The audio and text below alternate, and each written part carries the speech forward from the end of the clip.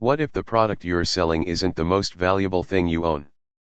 What if the real advantage is the system that gets that product in front of thousands, or even millions, of people? In part 1, we explored why distribution can be more powerful than simply owning a product.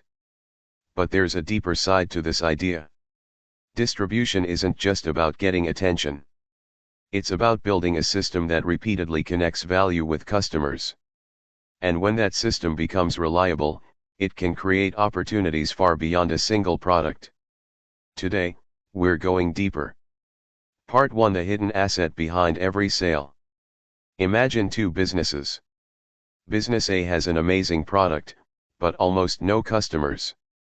Business B has an average product, but has built a powerful network of customers, partners, retailers, content creators, and communities. Which business has more leverage? Business A may have the better product, but Business B may have the stronger business asset. Why? Because Business B has built a distribution machine. Whenever it finds something valuable to offer, it already knows how to put that offer in front of people. That's a huge advantage. And this is one reason why successful businesses often invest heavily in marketing, sales networks, partnerships, communities, retail locations, websites, email lists, and other channels. They're not simply selling today's product. They're building tomorrow's distribution. Part 2: Distribution can multiply opportunities. Here's where things get interesting. Imagine you have an audience of 100,000 people who trust your content about business. You don't need to create 100 different businesses to create different opportunities. You could potentially introduce your audience to a course, then a book, then a useful software tool, then an event, then a membership community, then another educational resource. The distribution channel remains. The products can change. That's the leverage. Instead of building the audience from zero every time, you can potentially use an established channel to introduce new value. Of course, the products must still be useful. Distribution cannot permanently rescue something people don't want. But when strong distribution meets genuine value, the possibilities become much larger. Part 3: Why customer relationships matter. There is another layer that many people overlook. Who owns the customer relationship? Imagine you sell a product through someone else's platform. You make a sale, but you may have limited control over how customers discover you tomorrow. The platform controls the rules. Its algorithm can change. Its fees can change. Its policies can change. Its reach can change. That's why businesses often try to build direct relationships with their customers through websites, email newsletters, communities, apps, physical stores, or other channels they control. The lesson isn't that platforms are bad. Platforms can be incredibly useful. The lesson is: don't build your entire future on a channel you don't control. Use platforms to grow, but whenever appropriate, build assets that strengthen your own connection with your audience.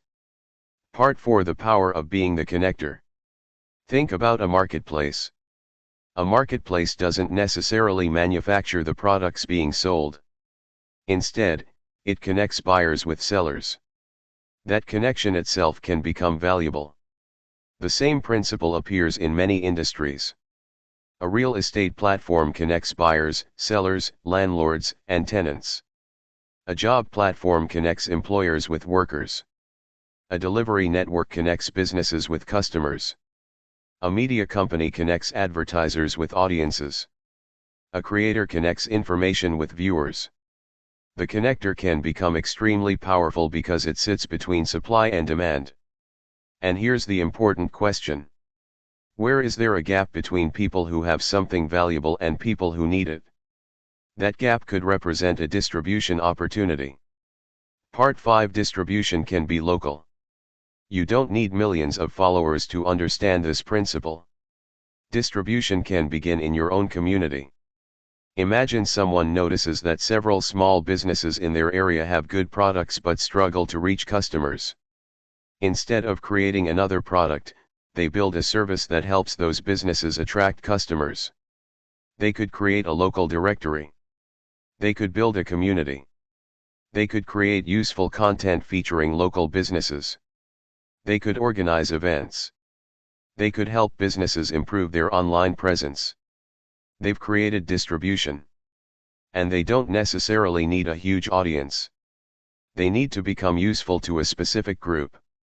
This is an important wealth building lesson. You don't always need massive scale to create value.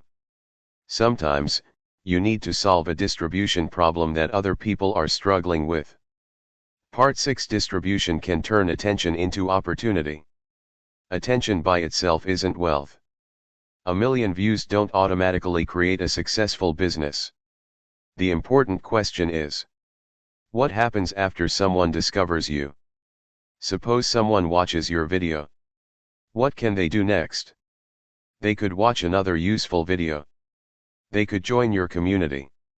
They could visit your website. They could learn more about your work. They could eventually become a customer. That's how a simple piece of content can become part of a larger distribution system. The goal isn't to chase attention endlessly.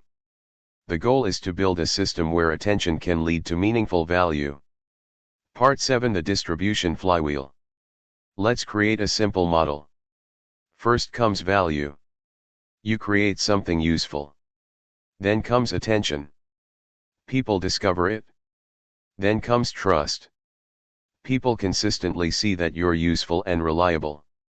Then comes relationship. Some of those people choose to stay connected. Then comes distribution. You now have a channel through which future value can reach them. Then comes feedback. Your audience tells you what they need. You use that information to improve your content, products, or services. And the cycle starts again. Value creates attention. Attention creates relationships. Relationships strengthen distribution. Distribution creates more opportunities to deliver value. That's the flywheel. Part 8: Why trust is the real currency. But there's one thing that can destroy the entire system. Lack of trust. Imagine building an audience for 5 years. People trust your recommendations. Then you suddenly start promoting anything that pays you, regardless of quality. Your short-term income might increase. But your long-term distribution asset could weaken. People stop believing you. They stop watching. They stop buying. They stop recommending you. The audience disappears.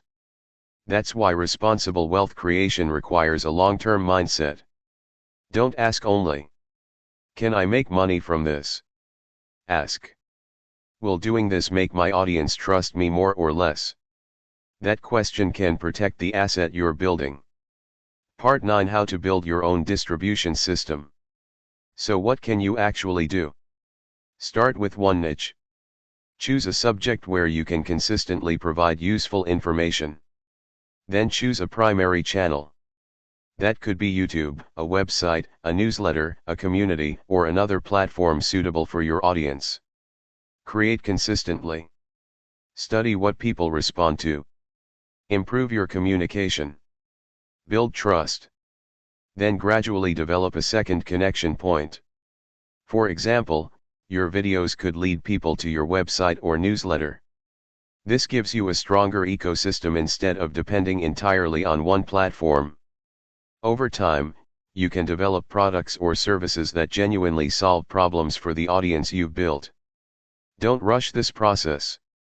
A strong distribution system is usually built through consistency, not shortcuts. Part 10: The Ultimate Question. Here's the question I want you to remember. If your current product disappeared tomorrow, would you still have an asset? If the answer is yes, because you have an audience, relationships, a community, a network, a reputation, or a distribution system, you've built something deeper than a single product. You've built infrastructure. And infrastructure can support many different opportunities. That's why some of the most interesting businesses aren't simply selling products. They're building the systems through which products, information, services, and opportunities move. So here's the big lesson from part 2. Don't think only about what you're selling.